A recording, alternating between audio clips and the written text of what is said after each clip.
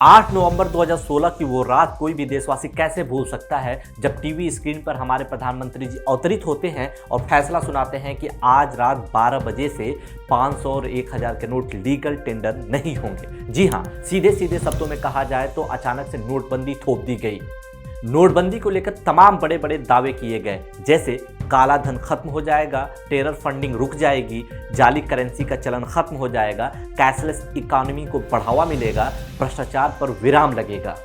नोटबंदी का फायदा दिखाने के लिए 50 दिन का वक्त मांगा गया था, लेकिन अब 6 साल गुजर चुके हैं। ऐसे में सवाल उठना लाजमी है कि नोटबंदी से क्या कुछ हासिल हुआ।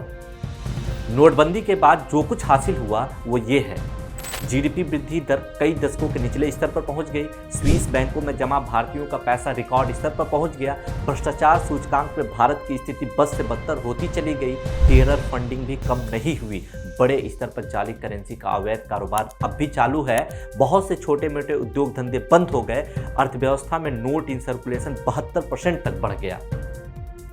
जरा सोचिए, नोटबंदी के नाम पर देश को लाइनों में लगा दिया गया, लोग अपना ही पैसा निकालने के लिए तरस गए।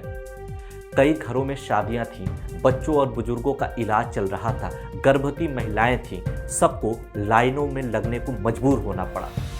बैंकों के कतारों में लगे सैकड़ों लोग तो लौटकर वापस अपने घर भी नहीं आ पाए।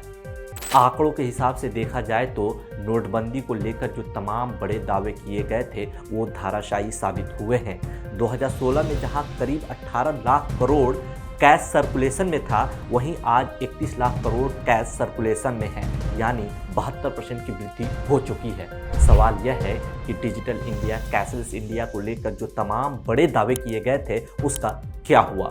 नोटबंदी के 6वीं सालगिरह पर कांग्रेस नेता राहुल गांधी ने सरकार पर हमला करते हुए लिखा कि काला धन नहीं आया, बस गरीबी आई, इकोनॉमी कैशलेस नहीं कमजोर हुई, आतंकवाद नहीं करोड़ों छोटे व्यापार और रोजगार खत्म हुए।